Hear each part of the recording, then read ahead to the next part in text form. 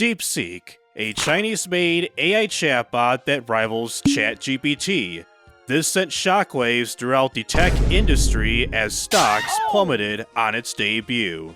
I will put this new chatbot to the test by creating a supercharged economy car to go against many of my older eco-car builds from other chatbots. Hey guys, it's TRIZE here, and this is DeepSeek.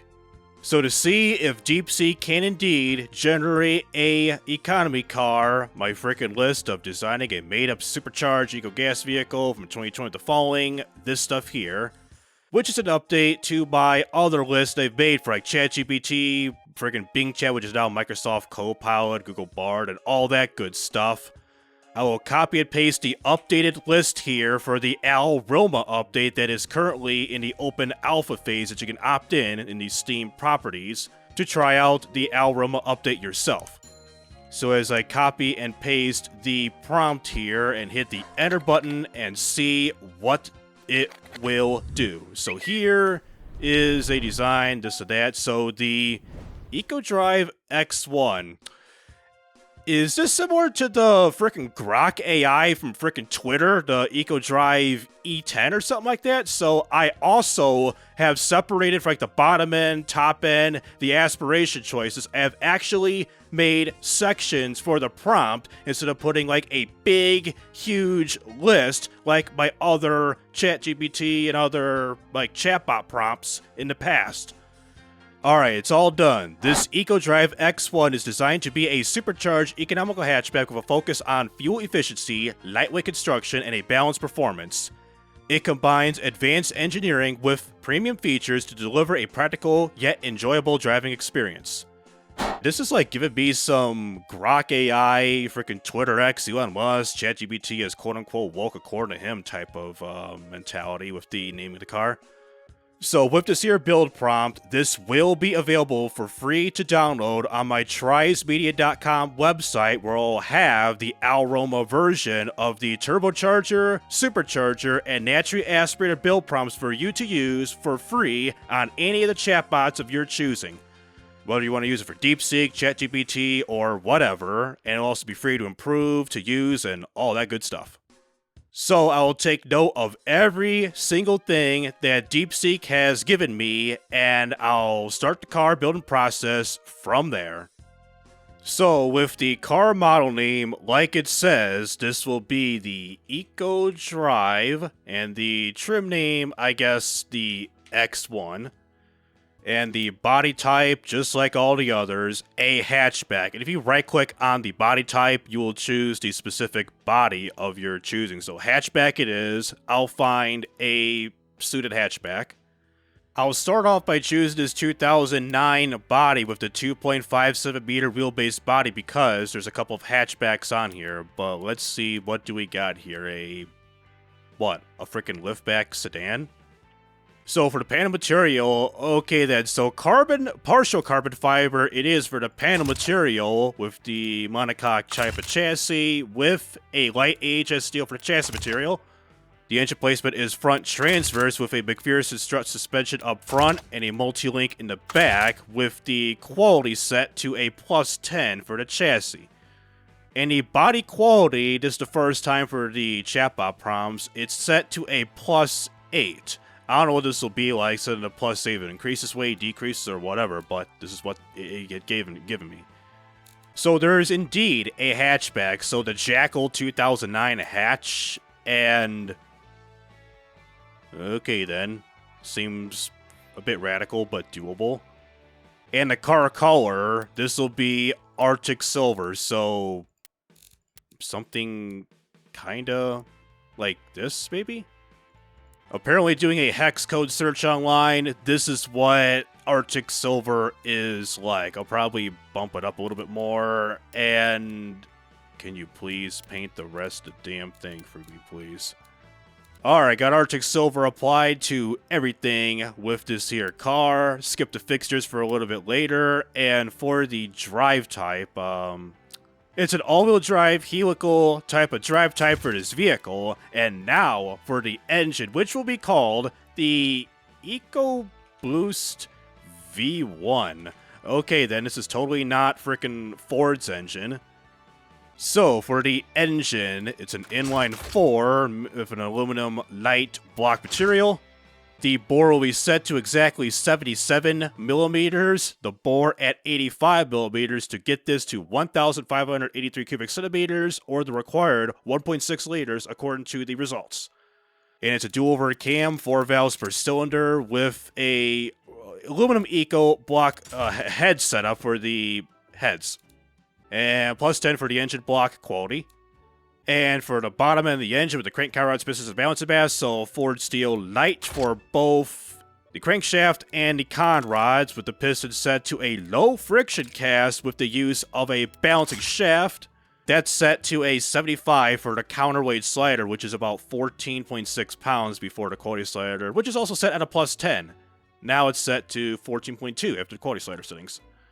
For the compression, this is a bit concerning for a supercharged engine. 10.5 to 1 ratio, a little bit above normal, with the cam profile set to a 60 at a more sports setting.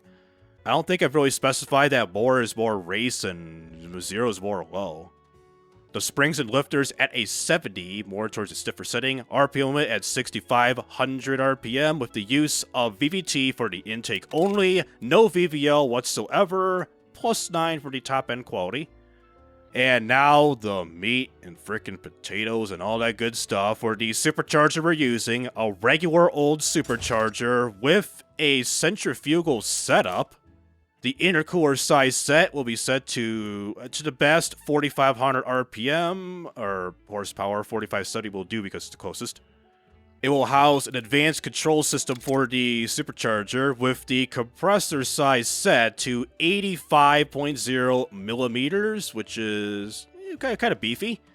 The gear ratio, keep it as is to a 12. The tune setting at a 70 with the boost at 8.5 psi. Seems believable. And the quality, as per usual for the most times, plus 10. For the fuel system, it will be an injection, so this will be a direct injection with a... It doesn't say single or throttle per cylinder. I think I omitted this because in case it gets confused with the twin charge. Let me see. Yes, I did. So mechanical single, direct single will now work on twin charge. So I forgot to include if it's single or throttle per cylinder. Hold on, let me see here. So telling DeepSeek about the missing section for the crap. So single throttle setup will be used for the fuel system. It's direct injection, single throttle setup. So direct injection, single it is. Alright, so for the rest of the build here, the fuel map will remain at a 50 with the lambda equals 1 area, which is the stoichiometry optimization, set to an 80. Interesting. The ignition timing margin will be set a little bit more advanced at a 60 with the quality, as per usual, plus 10.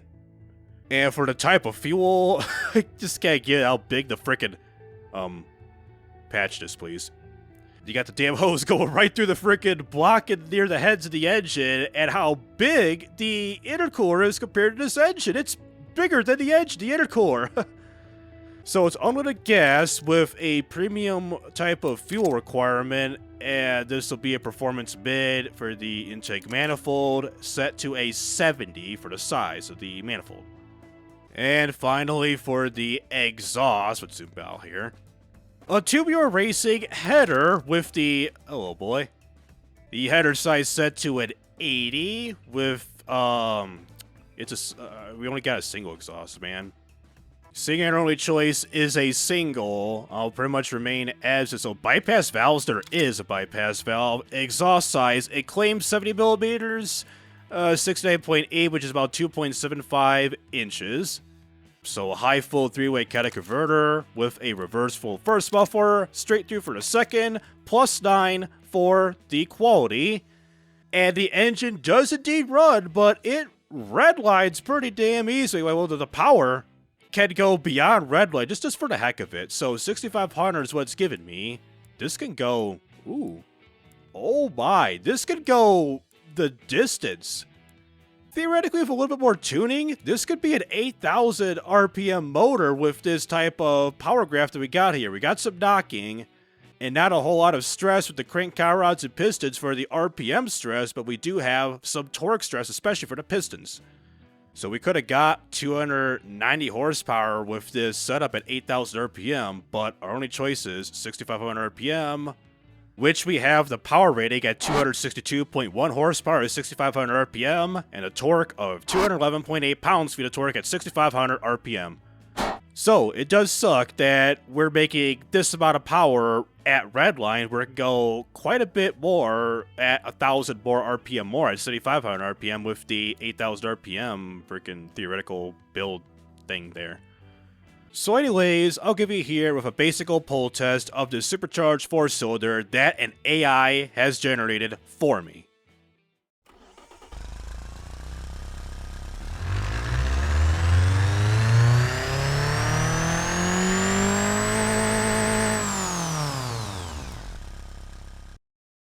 That's a nice mosquito-ass sounding supercharger. And look, you see the compressor, how the thing was at like 20,000% when it like redlined?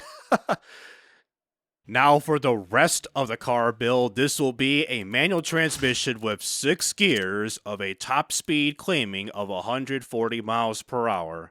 I have not set any prompts of like tuning the gear ratios, the first gear settings, spread, or speed limiters whatsoever because it'll be a little bit complicated doing so.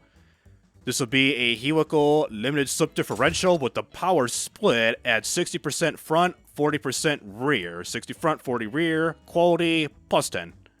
For the tires, we're going to be choosing, this is the first time here, a radial medium compound tires. The first time I specified such tires.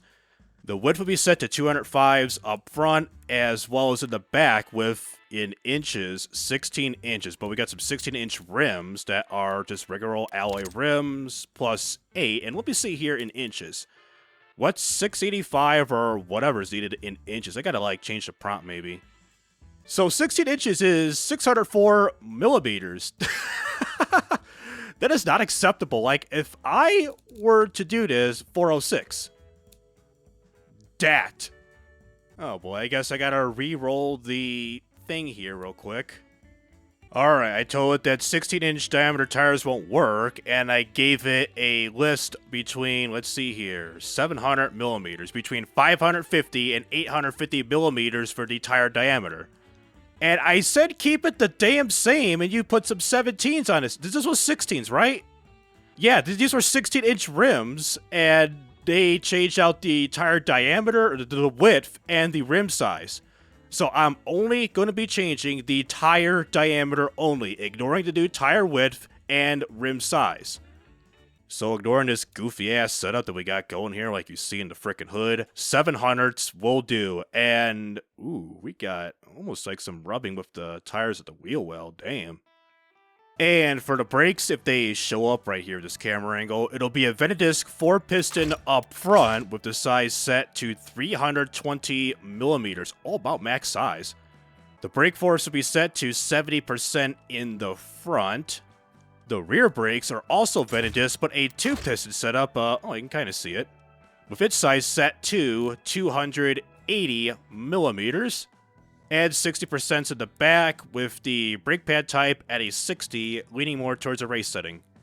At a +9 for the brake quality. For the under tray, so camera, we got ourselves a flow optimized under tray with some cooling flaps. I did not do anything with the active arrow for the active wing because normally they don't have like a freaking wing in the back. I'll probably save this for like a sports car build to have an active wing or not. The cooling airflow for the engine will be set up to 80%, the slider 80, brakes at a 70, and +9 on the quality, right on the mark. So for the interior, we got ourselves a 5-seater with 2 seats in the front and a full 3-seat bench seat in the back. Pretty much keep it as is compared to what we got in DeepSeek. We'll have ourselves a premium interior with a premium infotainment system that says infotainment in premium. With the optimized weight slider set to a 70, it says lightweight but more comfortable. +8 for the interior quality. The steering that we're using is an electric variable power steering with the use of electronic stability control and launch control, which will be set at a +10. some 2010's advanced safety standards with +10 on the safety quality, and the weight distribution slider will be set to a 55, a smidge towards the front bias. And finally, for the suspension, we got ourselves some progressive springs and gas mile-2 dampers with passive sway bars running on a sport preset at a +9 on the quality. And right away, with the steering graph, especially with the slow steering of the drivability section here, this is damn near on point, almost at 100%, 99.1% of the steering factor at slow speeds, which is a little bit more towards the understeering section, which is pretty much average for any production vehicle. And how about the rest? Let's check out the brakes are pretty OP, don't you agree? So the fronts, they could use some work, especially toning down the size of the brakes. Maybe like 280s, 290s would work in real life. And the rear, you know about this game. You got the rear brake force at what? Freaking 3,000 something newtons of force here. And the rear grip is like 1,700, 1,600 newtons of force. So this is about freaking double here. This is way too OP for the rear brakes. And second of all, the MPG rating for this car is set at a 29.2 miles per gallon, which is pretty damn impressive. And also the weight on this thing is 2,859 or 51.9 pounds, which is like 1.4-ish US tons. And not only that, the engineering, it'll take the year of 2041 to engineer the car and probably the engine too, from right here of 2010 up until October of 2041. So anyways, let's go back to the beginning here, and in our trim body and in our fixtures is to prepare myself to design this car here in a time lapse to prep this DeepSeek made car for BeamNG.drive. So I'll commence the time lapse and get you back with the final design of this car right now. So for the design of this car, it took me some time perfecting the body molding for the front. After fiddling with the molding, I started with the design. For the front, I started with the headlights and grille. I thought about using a preset grille fixture, but I ended up making a custom one. Most of the entire fascia is a mix between the Honda Accord Crosstour and the Mazda 6. It took over an hour to think about how the rest of the front end should look, until I had a certified Jimmy Neutron's brain blast as it hit me on the rest of the styling. After putting on the grille bars, I added a triple array of LED headlights on top, followed by a turn signal on the very corner of the housing, and an oval headlight DRL combo. I capped it off with some body molding fixtures and this L-shaped daytime running light. For the side trim piece, I was inspired by the 2nd gen Cadillac CTS.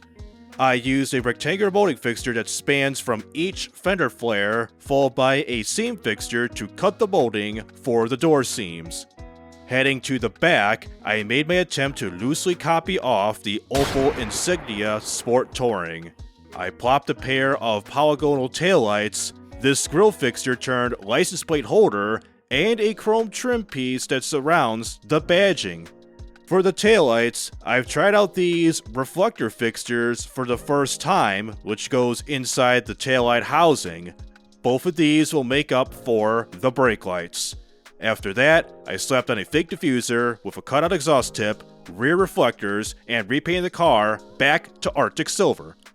So, after getting everything done with this build, here's how it came out. This is the 2010 EcoDrive X1.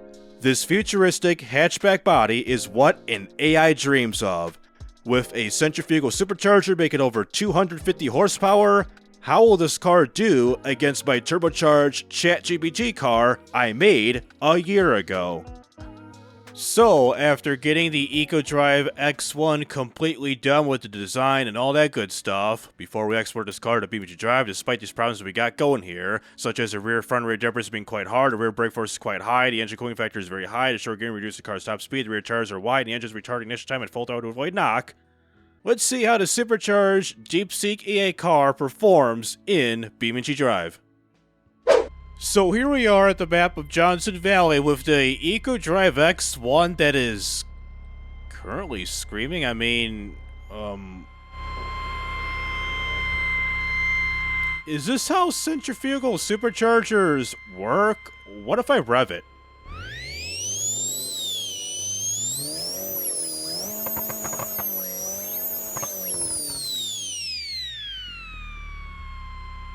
First of all, it had a freaking PSI rating of 18 pounds, and second of all, hopefully I'm not pissing off your cats or dogs when they're hearing this. So let's prepare to get things started here by doing a basic performance test with this here car in traffic, which you'll be dodging up in here. I'll start things off with the 0 to 62 acceleration test, followed by the 62 to 0 brake test, and after that, a top speed run to see if it's going to reach about 140 miles an hour. So let's get ready to rip this bad boy here. Let's wait for the the Google Bard car, the wannabe Toyota Echo, and the Porta Draggy. So we're going to start things off at 3, 2, 1, go. First gear we go. A little bit of a slump there. Second gear. Third gear we go. That thing is like screaming like a mofo. 0 to 62 in 7.16 seconds of 343.89 feet. Great for the brakes if I can without killing anybody. Alright, hover around 62 miles an hour, so brakes! On the brakes, I believe it's 62. 62 to 0 in 3.17 seconds of 136.24 feet. The time is mediocre-ish distance. You can say the same thing because, like I said in BeamNG or automation, the front brakes are way too OP. Shut up, bitch. In that area of this little slump here, what if I turn off the ECS traction control and just rip the bitch? Second gear, third gear, in 2. That's a proper 0 to 62. So launch this thing, 5.5 seconds, 307 feet. 1.5 second improvement. Not too bad. So for a top speed run, alright, effect, we got a better 5.34 seconds of almost exactly 300 feet, 299.99 feet. So fifth gear we go. Ooh, fifth gear we go. Equip the beer. ATTE, what are you doing here? This ain't Star Wars, boy! I'm surprised this vehicle mod still works at ATTE. Sixth gear we go. The THX car, the Porta Draggy, and a blend of BeamNG and my automation exported cars are populating a goddamn highway. My ChatGPT car, so exhaust is thinking it's in Chicago up in here, so top speed has been reached. Hit the telephone pole and go through a telephone pole and yeet backwards. Brake test 104 to 0 in 5.17 seconds of 20.39 feet. That is brutal of a distance, not so much in time. So despite hitting the pole, in terms of the overall appearance of the car, front end stayed pretty well intact, and the sides are okay, and the audience is confused about this. Right side's okay, and the back side, we lost the rear license plate. That is a bit unfortunate. So here we are with a time trial run at the automation test track with the handling circuit. So with the other AI cars that I've made on here and driven on this particular course here, if I want to beat the turbocharged ChatGPT car, the TurboNova SGT, I believe it's named, I must beat it within 2 minutes, 54 seconds of this here 2 laps with a rolling start. So let's see if we can beat 254 here in ready, go. 5,000 RPM launch, sport mode. God damn it, game. Let me restart this. Ready, go. 4,500 RPM launch. There we go. Like it never even happened. So left, right turn into left. BeamNG upshifting to downshifting. You are really becoming a pain in my ass. So let's just Not only that, it's just the electronic stability control is just going mental up in here, and handling-wise, there's a lot of understeering to this thing. It pretty much is like a janky-ass front-wheel drive car that's just built for the streets and not for the track. I mean, 50 miles an hour, 40-something miles an hour, still understeering, up to the freaking grass into right-hander, 30-something miles an hour to go to downshift. I don't know if it's the electronic stability control to the point where it's going.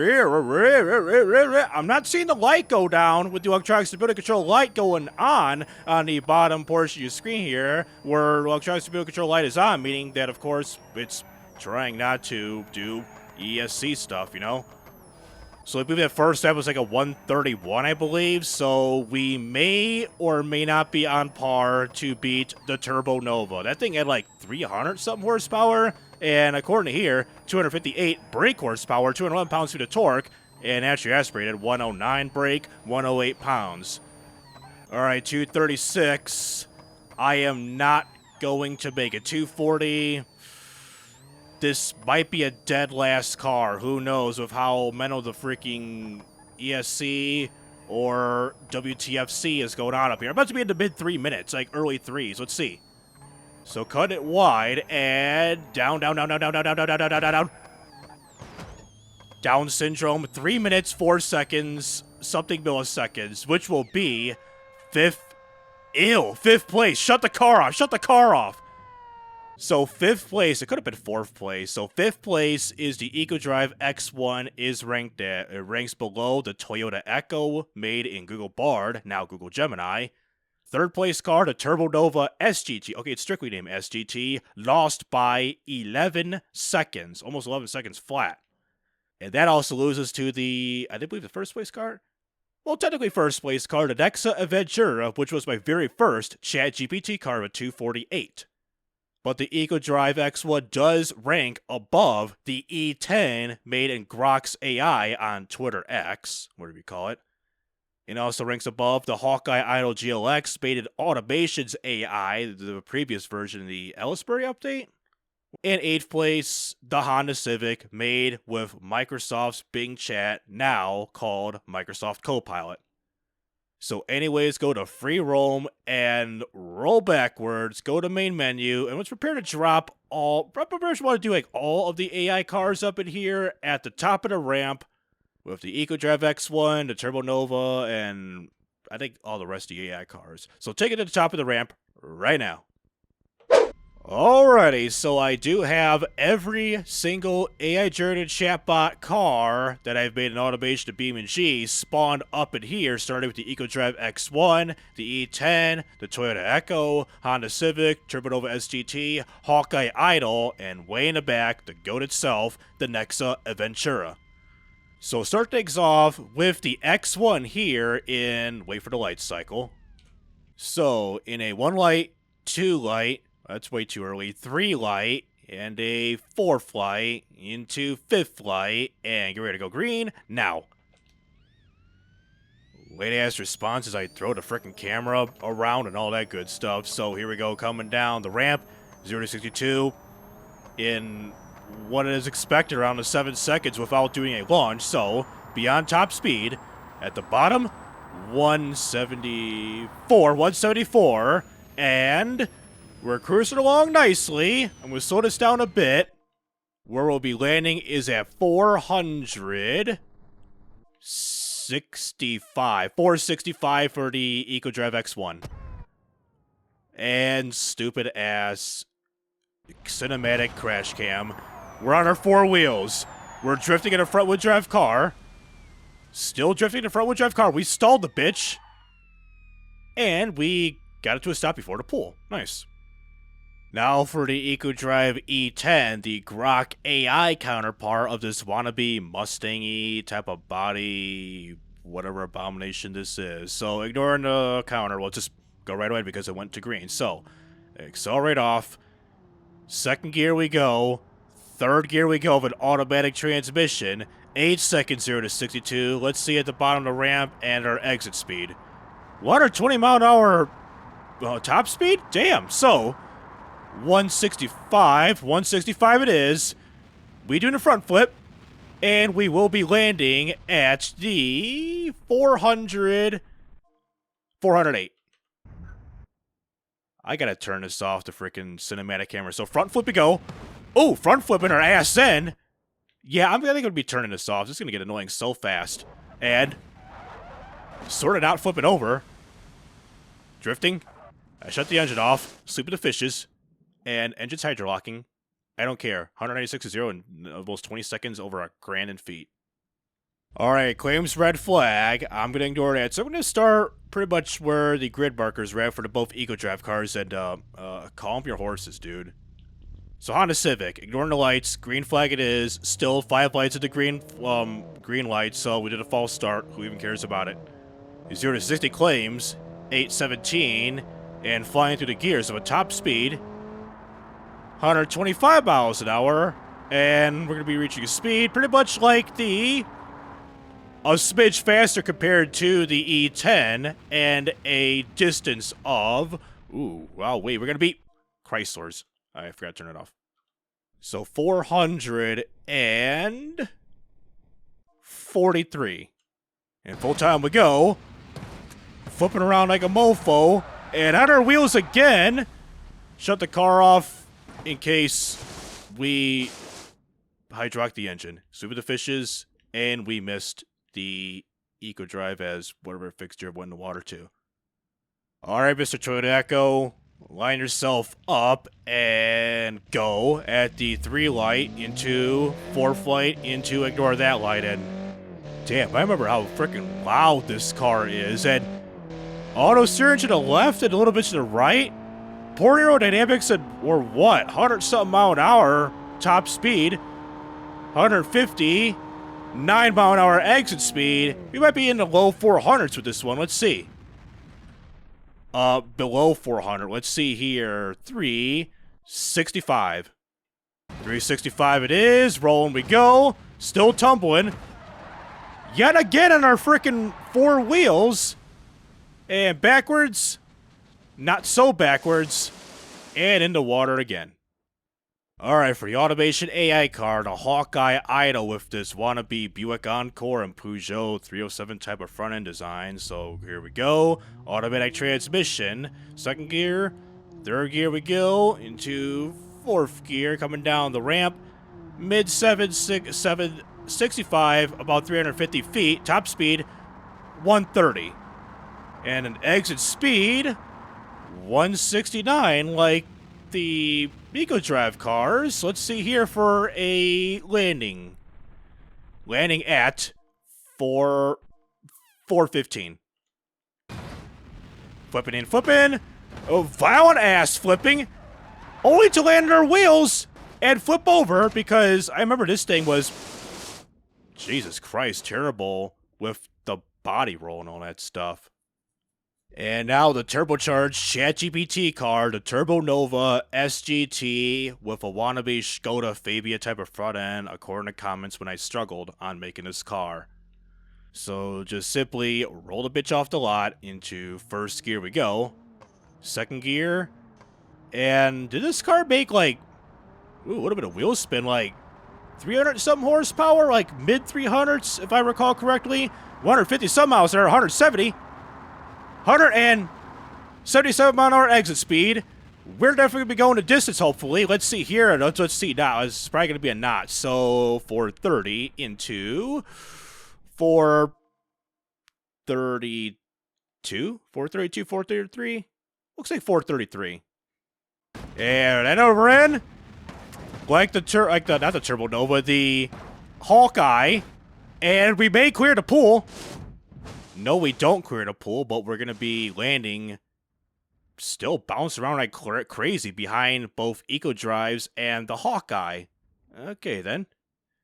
And finally, the GOAT of all AI chatbot design vehicles I've ever made, the Nexa Adventure, the first of the AI-generated chatbot cars that was made in ChatGPT, where I went head-to-head against the Hawkeye Idol a little over 2 years ago, I believe. So anyways, let's take this wannabe Golf Seat Leon mix down the ramp and see how far the distance it will go. So it's a manual, 7 seconds 0 to 62, 330 some feet, 110 top speed, okay. And over rev risk, 158 is our exit speed, and we're going to be flipping front ways, and oh, no. This is going to be shy of 400. We're going to hit the, let's say 329. It was just hit before 330, so I'm gonna do 329. And here we go on.